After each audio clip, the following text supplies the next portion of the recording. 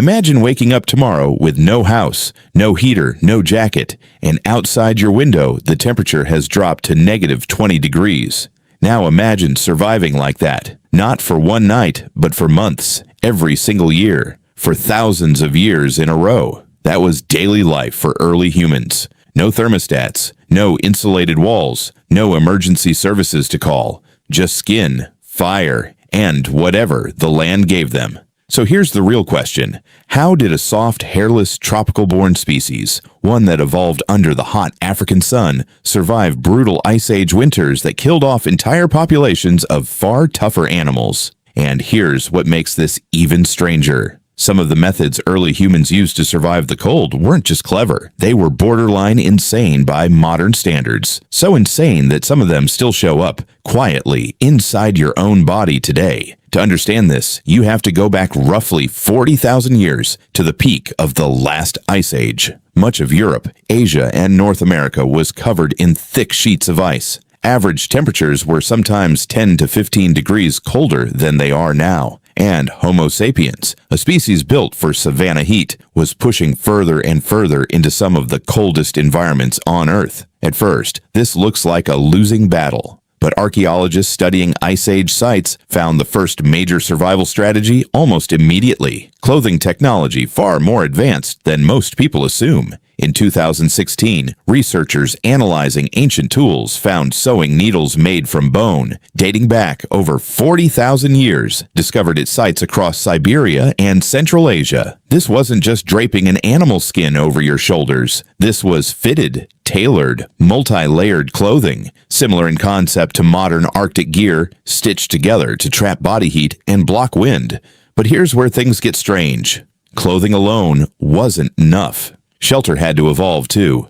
And in some regions, humans didn't just find shelter, they built it from something almost unimaginable. At a site called Mezherich in Ukraine, archaeologists discovered the remains of ancient huts built from mammoth bones. Dozens of them, stacked and arranged like a skeletal frame, then covered with hides to block wind and snow. Killing a mammoth wasn't just about food, it was about literally building your house out of the animal that could have killed you. Then scientists discovered something even more unexpected. Fire wasn't just used for warmth, it became a survival multiplier in ways early humans may not have consciously understood, but their bodies adapted to anyway. Controlled fire allowed meat to be cooked, which made calories easier to digest and absorb. In brutal cold, your body burns enormous amounts of energy just to stay warm. Anthropologist Richard Wrangham's research on cooking suggests that cooked food may have provided the crucial calorie surplus that helped early humans survive extreme energy-demanding environments, including Ice Age winters. So fire wasn't just comfort, it may have been the difference between starving to death and making it to spring. But the real mystery is what happened next, inside the human body itself. Cold this extreme doesn't just test technology, it tests biology. And researchers studying ancient DNA found something remarkable. Populations that lived through extreme cold for many generations show genetic adaptations tied to fat distribution, metabolism, and even nose shape.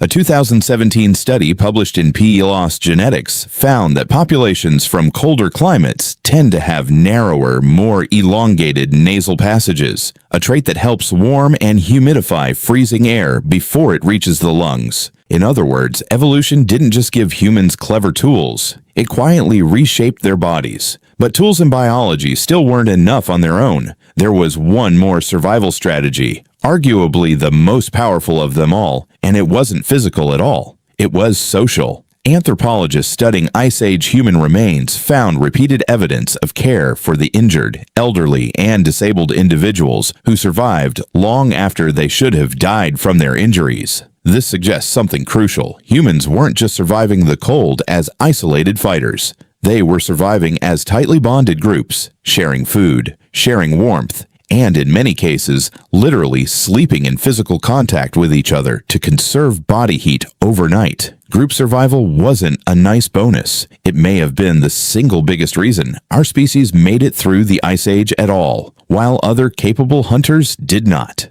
And that raises an uncomfortable question. Neanderthals were physically better adapted to cold than Homo sapiens, stockier bodies, more efficient heat retention, and they had survived brutal winters in Europe for hundreds of thousands of years before we even arrived. So why did we survive the Ice Age, and they eventually didn't? Some researchers argue it wasn't stronger bodies or better tools alone. It may have been slightly larger social networks allowing knowledge, like clothing techniques or shelter designs, to spread faster and further between groups. In brutal conditions, a single clever idea, shared quickly enough, could mean the difference between extinction and survival. So maybe the real lesson of the Ice Age wasn't about physical toughness at all. Maybe survival was never really about who was strongest against the cold. It was about who could share the most, protect the weakest, and pass knowledge forward fast enough to outrun extinction itself. And the next time you put on a jacket, sit by a fire, or share a meal with people you trust, you're not just performing a modern comfort. You're repeating the exact survival strategy that once kept your ancestors alive through winters brutal enough to end an entire species. A strategy so effective, it's still written into the way humans instinctively behave today.